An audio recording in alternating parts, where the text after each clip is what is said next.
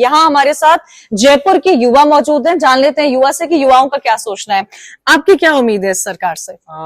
जैसे कि यूथ के अकॉर्डिंग अगर मैं बात करूं, मैं भी एक यूथ हूं, एक स्टूडेंट हूं, तो मुझे जहां तक लगता है गवर्नमेंट चाहे किसी की भी आए, लेकिन एक प्रॉब्लम जो यूथ फेस करती है कि कॉलेज यूनिवर्सिटीज के आसपास की एरिया जो होती हैं काफ़ी मतलब सिटीज से अलग दूर बनाई जाती हैं, जो कि मतलब जो कन्वेंस को लेकर के सबसे ज़्यादा प्रॉब्लम होती है।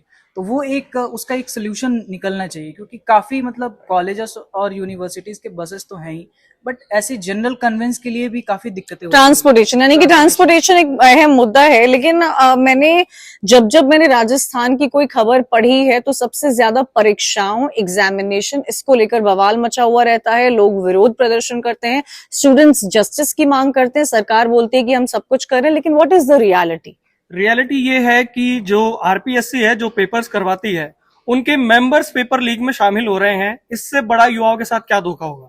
जब वो पेपर्स देने के लिए जाते हैं, 15 मिनट पहले, 1 घंटे पहले, 24 घंटे पहले पता लगता है कि उनका पेपर लीक हो गया है। और फिर उसके बाद कुछ ऐसे बच्चे होते हैं 1 साल बाद ओवर एज हो जाते हैं, कुछ सुसाइड करते हैं, और उनकी ऐसी कंडीशन हो जाती है बच्चों की कि वो, उनकी फैमिली उनके पेपर्स के पैसे देने के लायक नहीं होती है, लेकिन फिर भी वो कुछ अपना कुछ छोटा मोटा काम करके और अपना करते हैं बाहर कुछ पैसा कमा के, लेकिन लास्ट में यही होता है कि बस पेपर लीक हुआ और फिर उनका फ्यूचर खराब हो जाता है। तो ये सारे जो समाधान नहीं निकल पाया, समाधान कुछ भी नहीं निकलता है इसका। आज तक समाधान तो क्या निकला है? अभी तक हमने जैसे ही देखा है कि पिछले 4-5 साल में तकरीबन 16 पेपर लीक हुए हैं, और ऐसा नहीं है कि पिछली गवर्नमेंट्स में भी हुए हैं, लेकिन पिछले 4-5 साल से कुछ ज्यादा ही पेपर लीक हो रहे हैं, और उस पर कुछ अभी तक कार्रवाई मेरे हिसाब से शायद इतनी अभी तक नहीं हुई है। जो बिल्कुल, देखिए पेपर लीक एक बहुत बड़ा मुद्दा है राजस्थान के युवाओं का, क्योंकि जब भी आपने राजस्थान की कोई खबर देखी होगी उसमें पेपर लीक का मामला युवाओं की तरफ से जोर से ज्यादा हुआ होगा। इस सरकार के क्या मुद्दे आपको लगते हैं, या आप युवा होकर आपको क्या लगता है आने वाली सरकार को आप किन मुद्दों पर अपने मताधिकार का इस्तेमाल करके 25 तारीख को वोट करेंगे? देखिए, राजस्थान में बिजनेस करना बहुत मुश्किल है। ये जो डूइंग बिजनेस जिसमें है, तो राजस्थान की रैंकिंग बहुत पीछे है। सरकार तो कहती है बहुत अच्छा व्यापार है।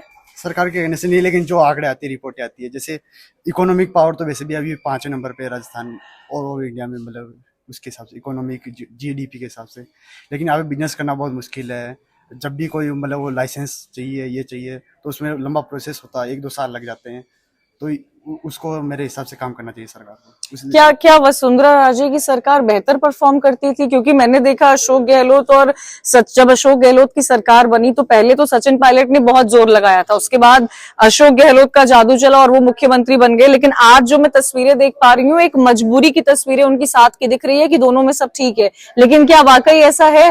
मैम, मेरा अभी जैसे मैं तुलना किसी में नहीं करना चाहता, लेकिन अगर कोई देश हो या फिर कोई राज्य, अगर उसके विकास को रोकने में सबसे बड़ा कोई कारक होता है तो वो है भ्रष्टाचार। जब तक भ्रष्टाचार चरम सीमा पर रहेगा, किसी भी राज्य का या किसी भी देश का विकास होना असंभव है।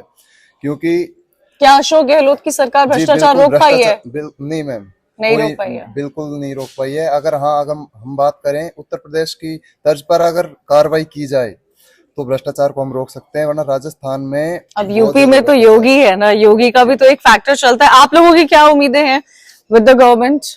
मैम, मैं तो बस यही चाहूंगी कि अब जो सरकार आए वो जो वादे कर रही है उन्हें पूरा करे बस, क्योंकि ये सरकार ने नहीं किया। मैम, बहुत जगह ऐसा होता है कि जो वो बोलती है, जो वो पॉलिसीज बनाती है, वो कई लोगों तक नहीं पहुंच पाती है, हम देखते हैं। तो बस ये पूरा हो जाए, बस इतना ही चाहते हैं। आप? मैं गेस राजस्थान में क्योंकि एक पैटर्न है कि एक बार बीजेपी आएगी, एक बार कांग्रेस आएगी, तो दोनों सरकार में भी एक कंफर्ट जोन हो चुका है कि 5 साल हम करेंगे, 5 साल तुम करो। तो कोई भी बहुत ज्यादा उस पर ध्यान नहीं, जनता का नहीं सोच रही है, जनता का नहीं सोच रहा, जनता भी अपने बारे में नहीं सोची। तो जनता को खुद सोचना चाहिए, कोई सरकार आए ना आए, कोई तीसरी पार्टी आ जाए, 2 नेता साथ में, काम होना चाहिए। तो बिल्कुल काम होना चाहिए, लेकिन काम का दावा तो दोनों ही पार्टियों ने किया है। दोनों के अगर आप मैनिफेस्टो देखे होंगे तो दोनों पार्टियों, दोनों के दिग्गज नेता जो है, राहुल गांधी हो, प्रियंका गांधी वाड्रा हो, या फिर अमित शाह, प्रधानमंत्री मोदी हो, और भारतीय जनता पार्टी के बड़े नेता क्यों ना हो, अपने अपने दांवपेच खेल चुके हैं।